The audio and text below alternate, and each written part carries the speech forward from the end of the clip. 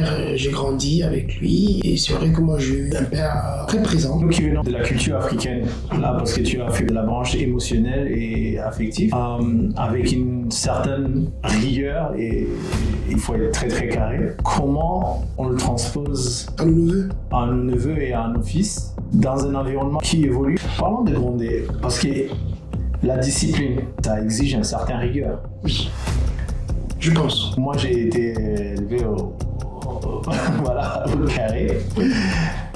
Et quand tu regardes aujourd'hui, j'ai une difficulté pour pouvoir trouver la justesse de la discipline et de l'amour. Le rôle de papa, du père a été quelque chose quand même où j'ai plus jeune, je n'ai pas toujours bien vu, je n'ai pas toujours comprise. Au contraire, ça a été plutôt conflictuel de temps en temps. Oui. Bonjour, bienvenue à l'épisode 7. Aujourd'hui, avec Isiaka qui me rend visite, on va parler d'un sujet qui nous tient à cœur. J'espère que vous avez bien apprécié les épisodes précédents. Isiaka nous a préparé un sujet assez intéressant, donc je vais laisser se lancer directement et je vous souhaite un bon visionnage. Bonjour à tous, bonjour à toi Jupiter. Oui, comme tu l'as bien dit, merci à tous. Aujourd'hui, on va parler d'un sujet qui me tient à cœur. Voilà, et ce sujet est très important. C'est la présence de la figure masculine dans l'éducation. Donc, la question qu'on va essayer au sujet qu'on va aborder, ça va être plutôt comment encourager les hommes à jouer un rôle actif et bienveillant dans l'éducation des jeunes garçons, au-delà des stéréotypes traditionnels. On va essayer de répondre à cette question. Très très bien. Donc on précise quand même, c'est un sujet qui nous tient plus précisément à cœur parce que nous sommes des oncles et on va être pères. N'est-ce pas? C'est le souhait qu'on a. C'est le qu'on fait. Et nous avons trouvé que quand même, moi étant oncle, j'ai énormément de questions que je me pose, sachant que j'ai eu un parcours assez, pas chaotique je dirais, mais assez sinueuse. Et les rôles masculins, même si j'ai eu des rôles masculins, des oncles, des parents qui sont rentrés dans ma vie, j'ai perdu mon papa très très jeune. Maintenant que je rentre dans ces phases de l'âge où je dois jouer un rôle masculin pour mon petit-neveu, par rapport à cette relation, il y a énormément de questions auxquelles je me pose. C'est que ça m'a, je dirais pas handicapé, mais ça m'a posé énormément de challenges pour poser des questions dans mon enfance, de choses que je devais faire. C'est-à-dire? Parce que en grandissant dans des différents... Ça t'a manqué? Tu t'as senti un manque? C'est quoi en fait? Je dirais que quand même en rétrospectivement, maintenant j'ai dit oui. Quand j'étais petit, j'avais peut-être pas cette conscience-là, mais rétrospectivement, en regardant maintenant, je dirais oui. Parce qu'il y a énormément de choses qui m'est arrivé, que ce soit mon parcours professionnel, mais aussi parcours personnel, que je n'avais peut-être personne pour aller discuter, pour aller avoir une conversation, peut-être que ce soit sur les relations amoureuses avec des femmes ou avec mes amis. Il fallait que je prenne un soutien avec mes amis. Ok. Ouais. Et je dirais... J'étais là, hein. Ouais, t'étais là. Et je me dis, est-ce que ça n'aurait pas été bénéfique pour moi d'avoir un rôle père auquel peut-être je pouvais faire vraiment une figure paternelle et regarder, peut-être le faire et peut-être l'approcher pour apprendre, pour écouter, distiller des conseils. Et je me dis, ces conseils-là, peut-être, au fur de mon parcours, m'ont été bénéfiques. Je ne sais pas, par rapport à ton parcours à toi. Moi, c'est un peu différent. Moi, j'ai perdu mon père il n'y a pas très longtemps de cela. Il y a quelques années, merci. Merci qu'il repose en paix également. Il y a quelques années, mais moi, j'ai quand même eu cette chance, honnêtement. Même si ça reste... voilà, il y aura toujours des hauts, des bas dans une relation avec une figure paternelle, que ce soit maternelle ou paternelle. Moi, personnellement, en ce qui me concerne, j'ai toujours eu... j'ai eu mon père. Mon père, j'ai grandi avec lui. Et c'est vrai que moi, j'ai eu un père très présent.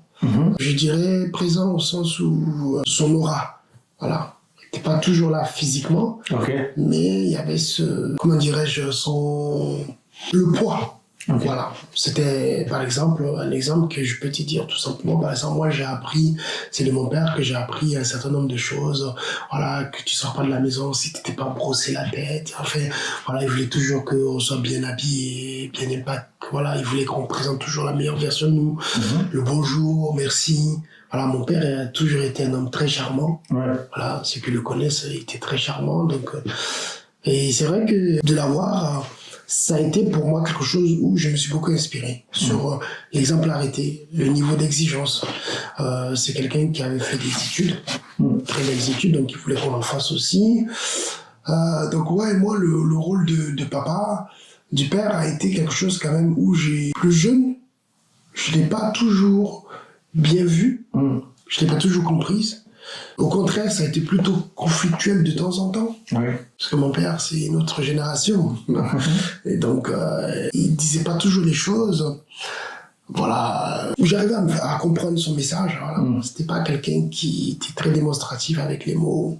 Il n'était pas dans l'émotion. Voilà. J'ai jamais entendu mon père me dire « je t'aime ». Par exemple, ça, c'est quelque chose que j'ai jamais entendu le dire. Oui. Mais je savais qu'il m'aimait.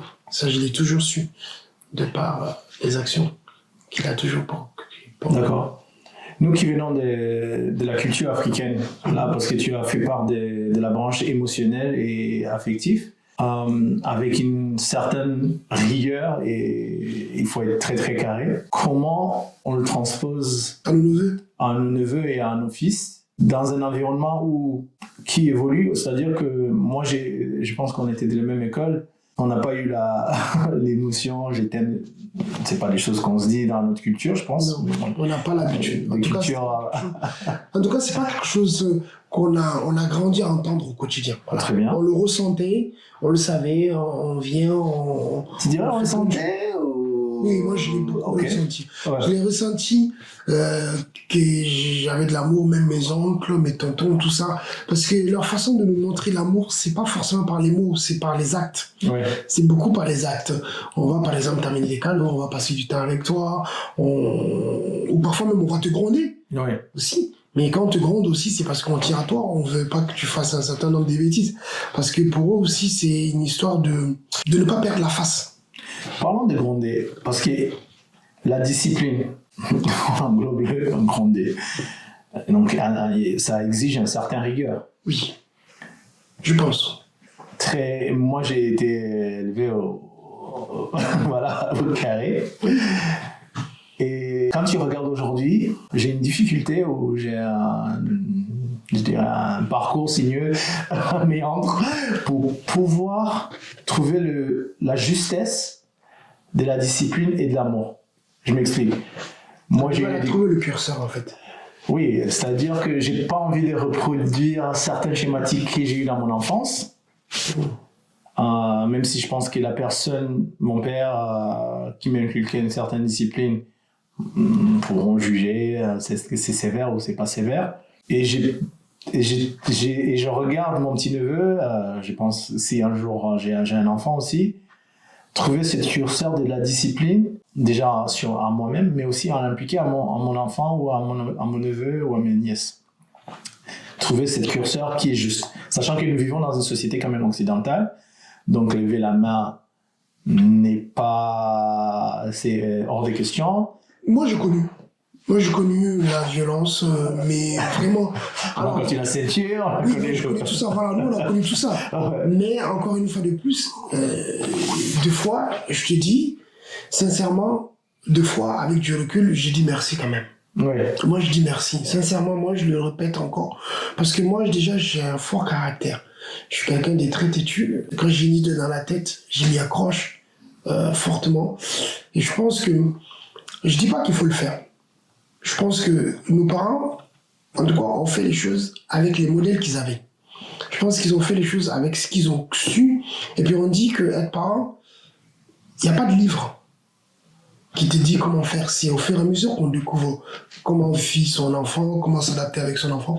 Moi, je pense que, ayant le même caractère que mon père, je pense qu'il y a beaucoup de choses que il a fait et j'ai suivi son modèle.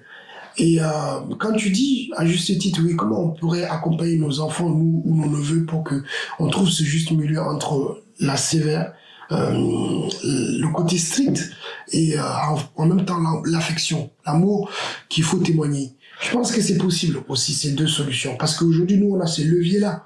Aujourd'hui, si on regarde autour de nous, on voit nos amis, nos frères, nos sœurs qui font des câlins, qui font des bisous à leurs enfants. Quand ils les mettent au lit, ils leur disent « je t'aime ». Et dire nous, quand on nous mettait au lit, on ne nous disait pas « je t'aime ». Et encore, on ne nous mettait même pas au lit, hein, de mémoire. Voilà. Voilà, c'est tout, et tu dors. Voilà, c'est pour ça que je pense qu'on peut y arriver. Maintenant, c'est un peu plus compliqué parce que si on n'a pas pris cette habitude-là de le dire, je t'aime, ça vient pas naturellement. Tu vois, nous, le je t'aime, ça vient pas instinctivement. Mais en mettant une pratique, en le disant, c'est possible. Je pense que oui, il faut trouver ce juste milieu. Mais il faut aussi qu'il y ait un peu de sévérité. Moi, je pense qu'il faut quand même garder ce côté-là un peu. Parce que un enfant, il est innocent. Il y a beaucoup de choses qu'il ne savent pas. Si on ne met pas des limites à l'enfant, quand il va grandir dans la société, elle a des limites. Elle fixe des limites. La société fixe des règles. La vie en société. Donc si toi, tu n'as pas ces limites-là, j'ai peur qu'à un moment donné, mais tu te heurtes à ça et que c'est quand même un peu la loi du plus fort, quelque part. Donc si tu ne sais pas à un moment donné te satisfaire de ce que tu as, si tu ne sais pas t'imposer, si tu ne sais pas aussi être respectueux envers les gens, si tu ne sais pas aussi juste tout simplement donner aux autres ce que tu voudrais qu'ils te donnent en retour, je ne pense pas que tu arriveras à trouver ta place. Mais concrètement, donc, je pense qu'avec ta compagne, vous discutez des modèles d'éducation à vos enfants ou à vos nièces. Et à mes neveux aussi. Oui. Et à neveux. Et donc, vous avez quoi parce qu'en plus, eux, ils ont leur propre caractère, leur propre personnalité. Vous mettez un accord sur le cadre à fixer et sur certaines choses à ne pas dépasser. Quand devient-il donc, la discipline au cas où l'enfant sort du cadre et fait telle bêtise? Parce qu'on a le modèle, il faut parler, il faut expliquer, mais est-ce que ce modèle-là aura des limites? Et dans ce cas-là, si ces limites sont dépassées, est-ce qu'il y a une sentence à on dirait je suis juge. Une sentence, voilà, il y a quelque chose à vraiment réguler ou à mettre en place pour vraiment que l'enfant il commence à prendre le droit chemin. Qu'est-ce que c'est le droit chemin déjà? Moi, personnellement, j'évite même si je le fais en privé, on l'a tous fait à un moment donné. Donc, voilà, on va regarder l'enfant, on va dire, il est bien élevé, lui, il n'est pas bien élevé, si, ça, voilà. On va tous donner un peu nos avis, trancher par rapport à ce qu'on a eu comme éducation, vers qui on a. Je pense pas qu'il y ait un modèle qui soit meilleur qu'un autre, honnêtement. Je pense surtout que c'est selon la cité dans laquelle on se trouve, la société dans laquelle on se trouve. En société européenne, par exemple, il y a des codes. En Asie, il y a d'autres codes. En plus, on a vécu dans les trois. Merci. Ouais. En Asie, il y a d'autres codes. Ouais. Si on va en Afrique, il y a d'autres codes. Donc, est-ce que les codes en Afrique peuvent être transférables?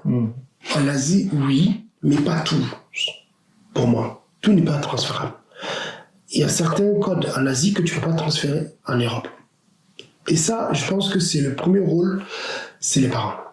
Pour moi, les premières personnes, en tant que parents ou oncle ou neveu, tante, voilà, peu importe comment on l'appelle, mais surtout, il est important que on le montre. Pour moi, qu'on leur montre ce chemin-là d'abord, qu'on leur mette des barrières. Parce que moi, mon père, si on parle de figure paternelle, il n'a pas que il n'est pas fait que participer financièrement dans notre éducation. Bien évidemment, il a participé grandement financièrement. Mais il a aussi mis des cadres. Un cadre où les règles étaient là, comme une espèce de carré, où tu t'approches du bord du carré, il te dit attention, tu sors pas du carré. Il tourne le dos, tu sors un peu du carré, là il te rattrape, bam. Il te fait comprendre qu'il y a un carré, tu vois, il est peut-être en visite, mais tu reviens dans le carré. Un petit rappel, tu reviens dans le carré. Ce qui fait que si tu ressors, tu te souviens que la dernière fois, tu as fait un rappel, tu reviens dans le carré. Je pense que en tant que figure masculine, on a besoin à un moment donné d'avoir les deux. Le cadre qui te met, ok, là, mon petit, il faut que tu sois sérieux là. Et puis il y a aussi le moment où on t'apprend aussi à devenir un adulte. C'est-à-dire à exprimer tes désirs, tes peurs, tes doutes, et ce que tu veux aussi dans la vie. Moi, je sais que mes ambitions personnelles et professionnelles, je n'ai pas toujours parlé avec mon père de ça, mais il le savait. Il a toujours su que j'étais quelqu'un qui avait beaucoup d'ambition. Et tu as calqué ça sur son parcours à lui? C'est-à-dire que tu regardais... m'a beaucoup aidé okay. À me projeter, à me dire, voilà, c'est un modèle, et ce modèle me convient. Voilà, ça m'a beaucoup aidé. Oui, bien évidemment, en voyant son modèle, son parcours, je me suis dit, oui, ça me plaît. Mais je pense aussi surtout que c'est d'abord, pour moi, nous, on doit en premier, ou frère, sœur, peu importe, cousin, on doit d'abord, notre premier rôle, c'est, je pense d'abord, c'est de permettre à l'enfant d'avoir un repère, un modèle. Peu importe ce que c'est ce modèle-là, mais c'est ce que nous avons comme bagage. On vient avec notre bagage, on lui expose ça déjà. Ensuite, dans la société dans laquelle se trouve cet enfant, l'enfant se trouve, peut-être qu'il va prendre d'autres choses, d'autres modèles, qu'il va rajouter à son histoire. Parce qu'aujourd'hui, si tu regardes nous deux, aujourd'hui Jupiter, on est d'Afrique, on est d'Europe, et on a aussi des pays où on a vécu. Comme toi, tu as des références du Moyen-Orient, tu as des références d'Asie. Moi, j'ai des références d'Asie aussi. Voilà. Je ne peux pas te dire que je suis qu'un simple individu façonné et moulé à l'image de l'Occident ou à l'image de l'Afrique. J'ai aussi l'Asie, puisque j'ai vécu là-bas. Donc, c'est pour te dire qu'en fait, à un moment donné, tu transportes un peu les bagages partout où tu t'installes et partout où tu vis une expérience, qu'elle soit bonne ou mauvaise. Je pense que la nouvelle génération, les jeunes aujourd'hui dont on parlait, il est peut-être plus important pour eux d'avoir forcément une figure masculine mais constructive. Que ce soit dans un sens où ça donne un exemple, mais pas dire que cet exemple est définitif, mais que ça permet d'avoir un premier socle. Ce premier socle, elle est nécessaire pour assurer la confiance, même une serait-ce les premières rencontres amoureuses. Quand on veut rencontrer une fille, on va pas aller en parler avec son père, hein. On va en parler avec ses copains. Non mais c'est vrai, on va en parler avec ses copains, ses amis. Non mais c'est vrai. En premier lieu, souvent, le plus souvent, c'est là où on se sent. Ça reste quand même des figures masculines, même si ça reste modéré, mais c'est des conseils. Toi et moi, on a beaucoup parlé là-dessus, on a beaucoup discuté, on a beaucoup partagé ce qu'il faut faire, ce qu'il faut pas faire, on essaye, voilà, on tâtonne. Donc je pense que pour ma part, en tout cas, si on veut vraiment, personnellement, on veut donner de soi-même le modèle qu'on a, il faut pas avoir honte. On vient avec ce bagage-là, on le pose. On le montre d'abord à l'enfant. Voilà ce que moi j'ai connu. Voilà ce que moi j'ai appris. Déjà. Ensuite, bien évidemment, on améliore, on perfectionne. Dans une société où, parce que si je prends mon il faut un village pour élever un enfant, mais moi je trouve que c'est assez... parce que nous ne sommes pas dans notre culture d'origine. Nous vivons dans des sociétés mixtes aujourd'hui, où nous avons des manières d'éducation variées, approche hands-on. Comment on dit hands-on? Oui, on évite. On approche, c'est-à-dire l'éducation par la. Ils appellent ça par la. Je crois qu'ils appellent ça constructif ou voilà. Tu mets la main dans le cambouis, quoi. Voilà. Mais je pense que c'est surtout même par la correction. Mais c'est une dialogue, on échange, on explique le pourquoi du comment à l'enfant. Encore une fois de plus, je pense que chaque civilisation, chaque partie du monde. Oui, mais notre civilisation déjà, nous ici, c'est un melting pot, c'est différent. Parce que les Asiatiques, peut-être, ils auront une autre manière. Mais est-ce que les autochtones ici auront une autre manière? Pour moi, c'est pas mauvais. En vrai, en fait, on doit accepter ça. En fait, moi, je prône que la différence est quelque chose de riche. Moi, je le dis. Voir la différence comme quelque chose qui fait peur, ça peut se comprendre. Parce qu'on ne connaît pas. L'inconnu fait peur. Ok. Mais une fois qu'on a vu que ça fait peur, mais là, il faut aller chercher le côté positif de la chose. Tu vois ce que je veux dire? Parce qu'on passe tout le temps à se mélanger. On passe tout le temps à acheter des choses qui viennent d'ailleurs. Tu fais tes courses, tu achètes des tomates qui viennent de, je sais pas où, d'Espagne, du machin, du Maroc. Donc, on accepte de prendre des choses qui viennent d'ailleurs quand ça nous arrange. Ouais, donc du coup, l'éducation, ça devrait être la même chose. Pour moi, on doit accepter. En fait, il faut pas prendre quand ça nous arrange. Tu vois, l'autre fois, ce sera peut-être un sujet, mais je m'amusais, je regardais la télé ou les réseaux sociaux. Il y a des gens qui s'amusaient à mettre. On avait parlé des infirmières la dernière fois. La santé. La santé, ces gens qui font ce métier formidable, qui sont impliqués, tout ça. Et bien, dans certains pays, ils s'amusaient à montrer le nombre de personnes issus de l'immigration qui fait ces métiers-là. Et s'ils n'y étaient pas, les gars, comment le service fonctionnait. En réalité, c'est ça. En fait, on prend quand ça nous arrange. L'éducation aussi, ça fait partie des choses. Je veux dire, moi, quand je m'en sors avec mon voisin, je l'adore. C'est mon ami. Et on n'est pas de la même génération. Il est beaucoup plus âgé que moi. Il a l'âge de mes parents. Mais c'est quelqu'un de formidable. Je veux dire, on n'a pas eu la même éducation totale. Mais quand on s'assoit, c'est un livre. Il me raconte plein de choses, sa jeunesse, quand il a été un peu vagabond, quand il a fait des choses pas bien, quand il s'est fait corriger par sa famille, tout ça. Mais vraiment, mais cette transmission de partage d'expérience, elle est riche. Parce que moi, je suis jeune par rapport à lui. Donc aujourd'hui, si moi, je vais éviter certaines erreurs, mais c'est aussi, ça vient de là. Ça vient de toutes les personnes qui s'assoient, qui me disent va pas dans cette direction-là, ou fais pas ça plutôt, ou calme-toi, sois patient. Voilà. Parce que pour moi, c'est ça l'éducation. L'éducation, c'est tout au long de notre vie. Hein.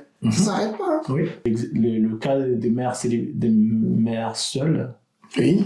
Parce que pour des raisons différentes, le papa n'est pas là, on n'est pas dans l'image. Comment les mamans solo qui ont une charge mentale assez phénoménale à déjà gérer la maison, plus gérer leur travail, tout ça perso, plus gérer les enfants, comment elles peuvent, quels sont les outils elles peuvent gérer, ou aussi les tontons, les rôles masculins, c'est quoi le terme, pas correct, mais des exemples assez qui sont bonnes, qui peuvent rentrer dans la vie de leur enfant, quoi. Déjà, ces mères seules qui ont élevé leurs enfants seuls, il faut le dire, Jupiter, c'est déjà les féliciter. Parce que c'est un travail à plein temps. On l'a vu dans plein d'émissions. Aujourd'hui, je ne veux pas faire le calcul, mais on a vu comment c'est épuisant. Donc ces femmes-là ont toute la reconnaissance. En tout cas, je leur dis bravo, sincèrement. Et bravo, c'est même un mot faible pour te dire à quel point. Parce qu'elles donnent la vie aussi. Hein. Mais je dirais que déjà, le simple fait même déjà qu'elles ont pu jouer ces deux rôles, parce qu'elles pourvoient à l'éducation, elles pourvoient aux besoins financièrement, mais déjà, pour moi, ces femmes, elles ont déjà fait plus que la moitié. Elles ont fait beaucoup déjà pour leurs enfants. Et je pense aussi, ce qui serait bon, c'est que parfois, on pense que la société a son rôle à jouer. Oui, mais après, si la société elle donne des exemples qui ne sont pas peut-être corrects. C'est là où j'ai dit toxique. Exactement, parce que la société, elle a son rôle, mais elle n'a pas le rôle d'éduquer les enfants. La société, elle a le rôle d'accueillir les gens dans la société pour que tout le monde vive dans la cité. Oui, mais là, tu dirais dans cet exemple-là, je sens que accueillir, c'est bienveillant, alors que souvent, c'est pas le cas. C'est l'idée, la théorie. Maintenant, dans la pratique, c'est totalement différent. Il y a des situations où c'est complexe. Mais moi, je suis intimement convaincu que les mères seules qui ont élevé leurs enfants ont souvent un frère, un ami, un proche, un copain, une cousine, quelqu'un dans la famille. Et souvent, les enfants voient aussi ces modèles-là. Et même s'ils les côtoient pas du matin au soir, les périodes de fêtes, que ce soit en Europe, les fêtes religieuses ou les fêtes de fin d'année, les fêtes, quels que soient les motifs, on se retrouve avec des hommes. Et parfois, ça aide. Et puis aussi, à l'école, on croise des gens, on tisse des liens. Toi et moi, on n'est pas du même famille, mais aujourd'hui, on se considère comme la même famille. Je veux dire, on a fondé notre famille nous-mêmes, sans pour autant avoir le lien du sang. Donc, je pense que ces mères-là seules, elles ont fait leur part du marché, leur part du travail qu'elles ont pu faire jusque-là. Et après, le reste, c'est l'entourage autre qui peuvent accompagner. Mais il faut pas véhiculer, il faut communiquer, il faut mettre en voix, il faut communiquer, je dirais. Il faut communiquer ce message-là de demander de l'aide. Parce que... Oui, parfois, elles ont besoin d'aide. Parfois, moi, je connais le cas d'une amie qui est mère célibataire. Honnêtement, elle a fait un très bon boulot. Elle a 2 garçons. Et ces 2 garçons, elle en a pris soin. Vraiment, elle a tout fait. Mais quand arrive la phase de l'adolescence, JP, les enfants, c'est autre chose aussi. Et à ce moment-là, il y a aussi un conflit.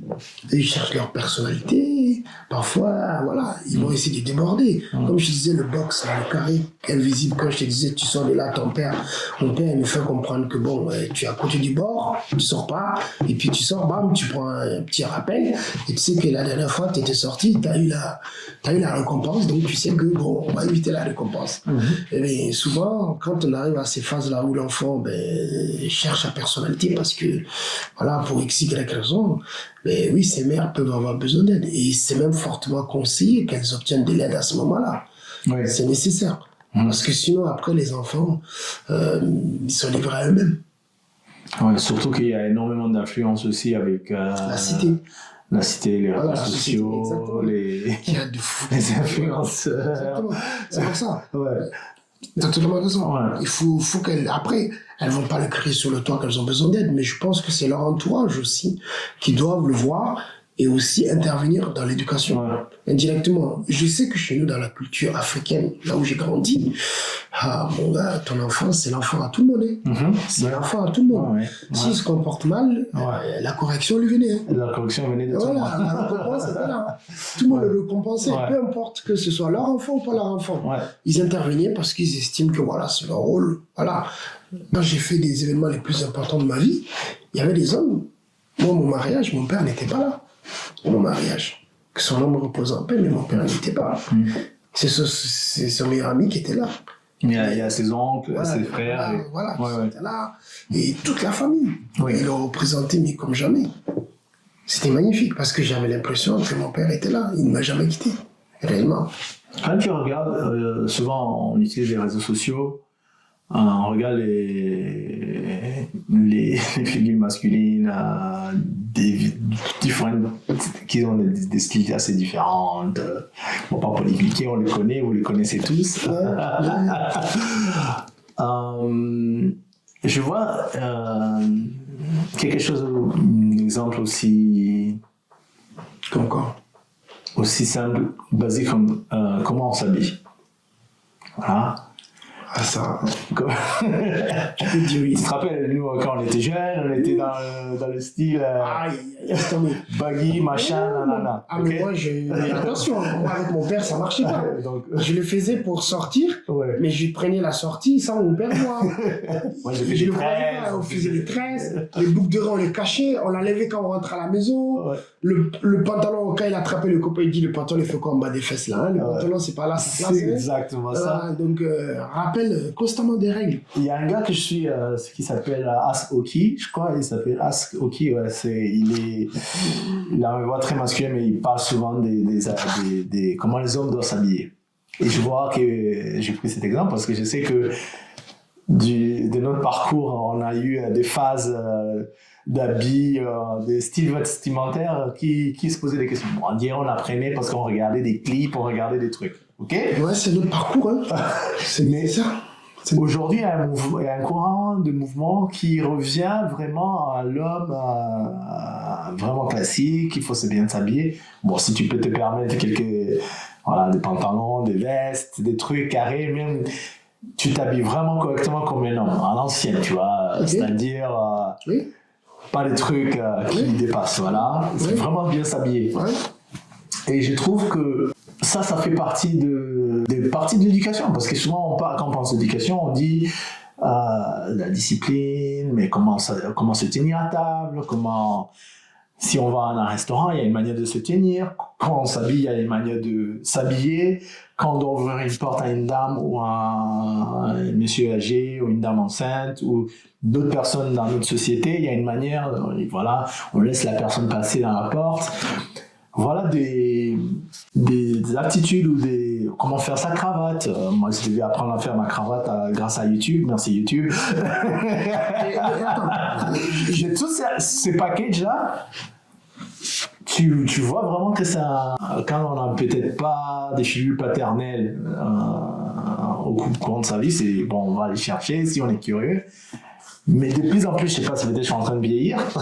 Je me dis, attends, il y a plein de trucs que je dois commencer à éduquer, ou même à m'éduquer moi-même et ensuite le transmettre, quoi. Si j'ai un enfant. Il faut. Moi, je le fais avec mes neveux. Ouais. Moi, je le fais avec mes neveux constamment. L'autre jour, ça tombe très bien parce que tu me rappelles un sujet qui est énorme. Tu vois, nous, quand on était plus jeunes, on nous disait tout le temps, il faut respecter l'aîné. On a grandi avec ce concept. Les aînés, ça se discute pas. Ton aîné. Dans la famille, ton frère qui est plus âgé que toi, que ce soit ta sœur, peu importe, l'aîné est l'aîné. On n'en discute pas. Nous, on a grandi avec ça. Tu vois une personne âgée, tu te lèves, tu laisses la place. Quand on vient en Europe, c'est quelque chose que moi, je faisais tout le temps. Je rentre dans le bus, je dis remercier le chauffeur du bus, on me disait mais pourquoi tu le remercies sur son travail? C'est limite. Non, mais moi... C'est normal. On nous a appris comme ça à remercier les gens qui nous rendent un service. Même s'ils ne te rendent pas service, on le remercie. Et je lui ai dit, il fait son travail, on peut le remercier. Et une anecdote qui était marrante, parce que moi, je me lève, je laisse la place aux personnes âgées. Et souvent, certaines personnes me disaient, non, vous vous asseyez pas. Et ça me mettait mal à l'aise, parce que moi, je peux pas être assise, et pendant que des personnes âgées ou des personnes qui ont le plus besoin ne veulent pas s'asseoir. Donc, du coup, je me levais. Et je restais debout. Dans le transport en commun, tant qu'ils ne sont pas assis. Donc du coup, les personnes venaient prendre la place. Mais ils étaient gênés de me donner la place, que je leur donne la place. Parce que pour certains, ce n'était pas habituel. Et en reparlant de ça, il y a 3 jours de ça, je crois, j'étais avec ma mère dans la voiture. J'étais allé la chercher un jour à la gare. Elle me raconte ça. Elle me dit, tu vois, je dis, ma mère, c'est quelqu'un qui aime voyager lourd. Ma mère, elle sait pas voyager léger. Elle, c'est toujours avec des badages. Je dis, maman, africain. Voilà, cliché, mais c'est comme ça. Il y a toujours cadeau pour quelqu'un, il y a toujours quelque chose pour toi, pour un tel, pour ta femme, pour ton cousin, voilà, bref. Et l'anecdote, c'était que je dis, maman, tu es très chargée. Et moi, maman Julie, tu es très chargée tout le temps. Évite, vraiment, c'est lourd, tout ça. Elle me dit, ma maman, parce que je l'appelle maman Julie, juste son surnom. Et elle me dit, oui, mais tu sais, je peux pas voyager seule, tout ça, léger, machin. Et elle me raconte à quel point elle était émue parce que plusieurs fois, partout où elle va, des jeunes s'arrêtent. Et il lui descend les affaires, lui montre, parce que le temps que moi j'arrive, il lui descend les affaires du train, ou quand elle va envoyer, elle fait les courses, machin, le temps qu'elle est... Et du coup, je trouve ça très beau. Vraiment, je trouve ça très beau, parce que de plus en plus, les jeunes le réintègrent dans les processus. C'est de plus en plus fréquent. Et à un moment donné, c'était pas courant. Non. Mais maintenant, ça revient. Ouais. Et je trouve ça bravo. Et j'ai dit à tous les jeunes qui ont cette occasion, quand vous voyez une dame, une personne âgée, ou une sœur, ou un monsieur, peu importe, si vous pouvez lui donner la place, faites-le. C'est vraiment important. Pas parce que vous voulez pas. C'est aussi une marque de remercier la personne, parce que ces personnes-là, après, une fois qu'on a fait ce geste-là, en fait, ils nous racontent beaucoup d'histoires. Et ma mère passait du temps avec ces jeunes-là. Donc, tu vois, ils parlent avec eux, ils font le trajet, et ils racontent leur vie. Et puis, quand ces personnes sortent de là, mais en fait, vous venez de rendre leur journée agréable, en fait. Vous avez c'est ce côté-là de diminuer l'égoïsme, quoi. Eh oui, souvent, mais parce que derrière, vous apprenez en échange. Tu sors de là, tu grandis, je sais pas de combien d'années, mais en plus, la personne en face, tu as rendu sa journée magnifique. Parce qu'en fait, elle va partir de là, son souvenir, c'est « Ah, la nouvelle génération, elle est comme ça, elle est comme ça, elle est comme ça. » Parce que eux, c'est un peu leur sortie de la semaine, hein. Quand ils font ces genres de choses, ces activités. Donc moi, c'est pour ça que, pour moi, j'appelle ça, c'est un partage des générations. Nous, on fait autant qu'on peut. Nos neveux font comme ils peuvent. Et si ceux qui sont sur YouTube, les réseaux sociaux, WhatsApp, Instagram, peu importe, TikTok, j'en sais rien, Facebook font leur truc là, et bien j'enchaîne d'autres, hein, et bien, en fait, on se partage. Et c'est pour ça que je trouve que l'éducation, comme on disait, pour la nouvelle génération, toi, tu n'as pas eu de figure paternelle autour de toi pendant très longtemps, mais ça n'a pas empêché qu'aujourd'hui, ton éducation a réussi, Jupiter. Et voilà, tu es quand même un exemple. Voilà. Et pour ma part, qui a eu mon père, qui a été très présent, en tout cas, de la manière la plus, voilà, de la vieille école, très présent, et j'ai pas honte. Et j'ai dit, je suis très admiratif de ce qu'il nous a donné. Mais ça m'a beaucoup aidé. Et aujourd'hui, les gars, malgré les deux éducations qu'on a reçues, différemment, mais on est quand même deux adultes assis sur la même table à faire un podcast, à se parler, à raconter nos vies. Donc ça prouve bien que le mélange et l'acceptation, ça peut marcher. Mais il faut aussi que les gens, qu'on se trouve dans un environnement aussi qu'on veut bien l'accepter. Donc c'est pas à palier en fait. Parce que quand je pense le prix de l'émotion, parce que gérer nos émotions en tant qu'homme, encore un noir, en tant qu'homme africain, bon, ça fait partie de ma culture et de mon parcours. Comment est-ce que nous, je vois une très très forte responsabilité de la façon que je gère, j'essaie de gérer mes émotions, que ce soit vis-à-vis de mes confrères, des autres personnes qui m'entourent dans la société. Parce que le neveu ou mon fils ou ma nièce va regarder et ça aura un impact sur eux. Et comment eux, donc, tu vois ce que je veux dire? Comment moi, je dois déjà apprendre à gérer mes émotions et ensuite le transmettre, être un exemple pour eux, parce qu'eux aussi ils sont en train d'entrer dans une vie, il y a beaucoup de distractions, il y a beaucoup de stimulation, et maintenant, ils doivent gérer les émotions. Et nous, déjà, j'ai un parcours, un bagage derrière, et la gestion d'émotions, c'est très difficile, je veux dire. C'est une très belle question, là. C'est une très bonne question. Non, honnêtement, c'est très difficile la gestion d'émotions. Ça, c'est la partie la plus difficile parce que si c'était facile, tout le monde le ferait.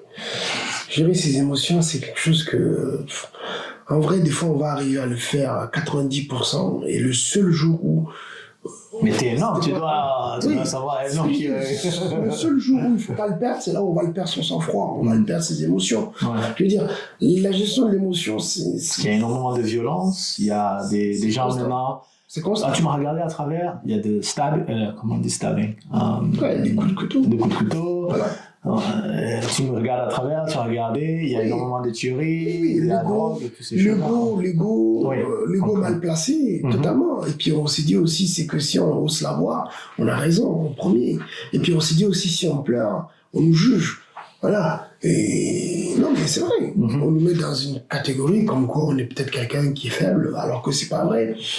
Et très honnêtement, pour moi, c'est un don d'avoir de l'émotion et d'être capable de le supporter, de le gérer.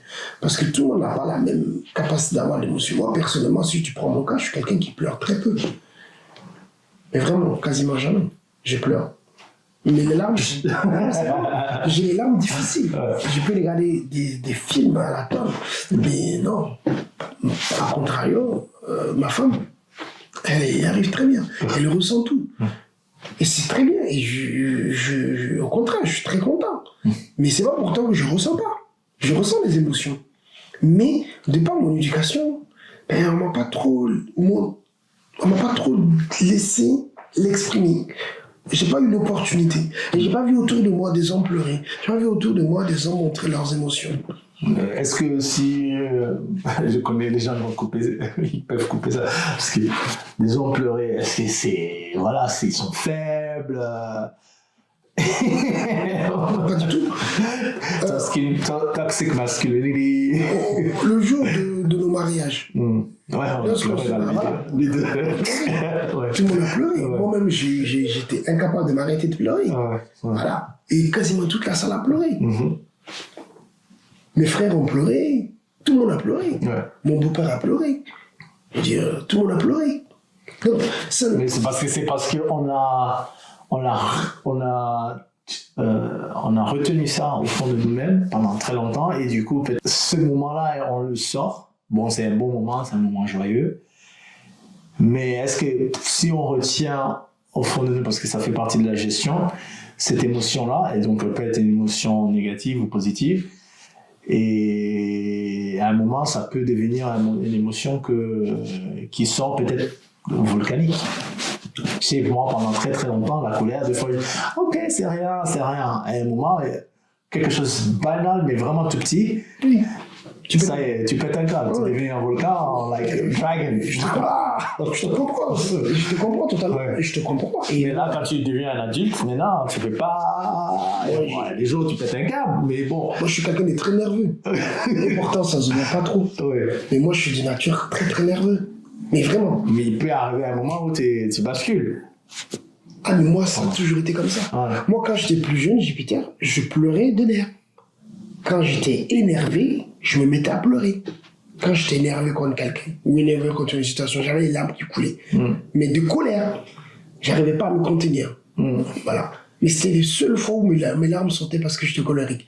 Parce que j'ai quelqu'un qui était très nerveux. Et je le suis toujours. Mais avec le temps, j'ai appris à le gérer différemment. Quels sont les outils qui t'ont aidé à gérer ce côté-là, des émotions? L'expérience de la vie. L'expérience. Ouais. La capacité Mais tu d'accepter. dirais ça à un jeune ou quelqu'un qui a déjà vécu, ok, mais un jeune qui a, tu dirais une expérience de la vie, mais bon, il va... C'est du vécu. Ouais. C'est-à-dire qu'il n'y a pas de recette magique. C'est parfois, on se tend, on essaye, on écoute, quelqu'un nous dit des conseils. Moi, je pense que le truc qui m'a beaucoup aidé, moi, c'était les paroles de mon père qui avait extrêmement confiance en lui. Mais quelqu'un qui n'a pas une figure paternelle, donc peut-être On n'a pas cette figure paternelle à dispo. S'il nous écoute, très bien, moi je lui dis d'abord de s'aimer. De s'aimer, de se regarder dans une glace et de dire à quel point il s'aime. Pour moi, ça commence là. Self-love, tu dirais, amour propre, c'est ça, en français? Oui, l'amour propre. D'abord, l'amour propre pour soi-même. Ouais. Ça commence par là. Après, lorsque tu rencontres des moments difficiles, parce qu'on a remis en question tes larmes, parce que tu as pleuré, ou on a remis en question parce que tu as frappé, ou parce que tu as fait des choses, parce que ou ton éducation, on a remis en question ton éducation. Mais parfois, tu ne peux pas toujours te contenir. Mais c'est pas si mauvais, en vrai. C'est pas parce qu'on n'y arrive pas à se contenir que c'est mauvais.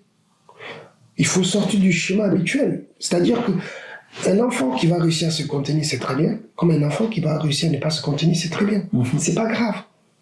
En vrai, peu importe le chemin que tu auras pris, ce qui est important, c'est est-ce que demain, tu deviendras la même version, meilleure version de toi aujourd'hui que ce que tu étais hier. Ouais. Mais on a du pain sur la planche, parce que si tu regardes dans notre communauté, même s'il y a d'autres personnes aussi, on inclut tout le monde quand même, les parents qui arrivent aujourd'hui, les influences négatives qu'il y a autour de l'éducation de l'enfant, il faudra peut-être, est-ce qu'on peut pas dire quelques outils ou quelques outils qui nous ont aidés pour vraiment aiguiller les parents futurs qui nous seront. Et un des outils, un des leviers que je dirais sincèrement, c'est d'avoir une oreille. Quelqu'un qui t'écoute. Quelqu'un qui t'écoute. Pas forcément quelqu'un qui te conseille. Parce que les conseils dépendent de notre personnalité, de notre vécu, de la situation, de l'environnement. Mais une oreille attentive, déjà. Moi, je me rappelle, Jupiter, je ne cesserai jamais de dire, nous, c'est des heures de conversation nocturne, tardive. Les gens qui nous écoutent ne le savent peut-être pas, mais nous, quand on s'appelait, c'était après des heures jusqu'à minuit. J'ai un autre ami aussi avec qui je parle, on s'appelle jamais avant 1h de minuit 30. On s'appelle jamais avant. Et ces moments-là, en fait, c'est des moments de vulnérabilité. Mais ça se dit pas, on le dit pas. Mais le simple fait de parler des problèmes qu'on rencontre, des difficultés qu'on rencontre, mais la personne va te dire, ah, j'ai un copain, lui, il a vécu ça. Ah, j'ai une amie qui a vécu ça. Qui va t'apporter soit la solution, ou qui va te donner juste un exemple pour que tu te dises, en fait, tu te sens pas seul. En réalité. Parfois, la solution, on l'a pas. Mais le fait de savoir qu'on n'est pas tous seuls, ça aide à guérir. Ça aide à accepter les choses. Si qui nous écoutent aujourd'hui la plupart vont se retrouver chez eux, ils vont se reconnaître peut-être à travers notre histoire. Certains se reconnaîtront, d'autres non. Mais l'éducation, pour moi, avant tout, la meilleure des éducations, c'est l'échange, l'écoute. Voilà. On ne fera jamais le monde tout seul. Et on ne pourra pas convaincre tout le monde. On ne pourra pas changer tout le monde.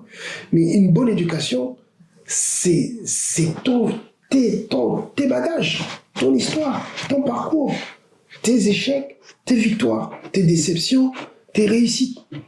Peu importe ce que les gens diront, peu importe ce que la société dira. Le plus important, c'est d'en être conscient et d'essayer de s'améliorer.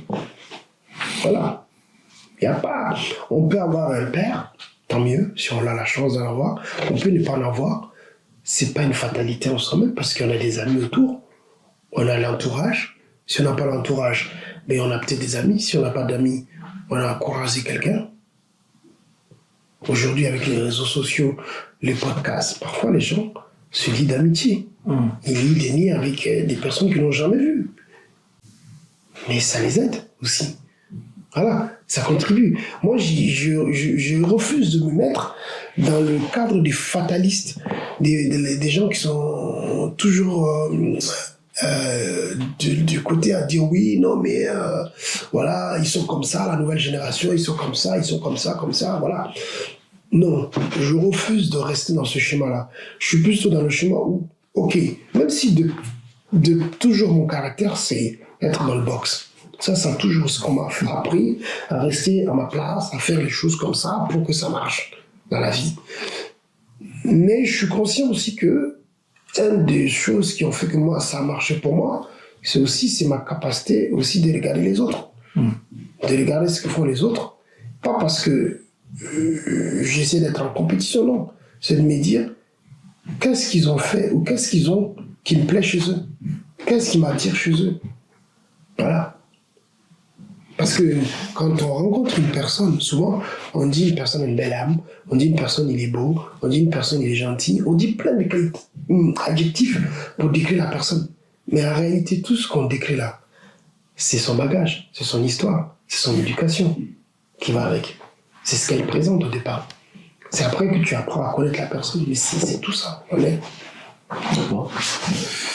En tout cas, sur ces paroles-là, moi de ma part, je pense que j'invite sur ce que j'ai appris, énormément de communication, énormément de demandes de l'aide autour de modèles autour de nous. Mais ça sera peut-être pas forcément le papa, mais ça sera peut-être l'oncle, voilà, frère. Les frères et les gens de confiance.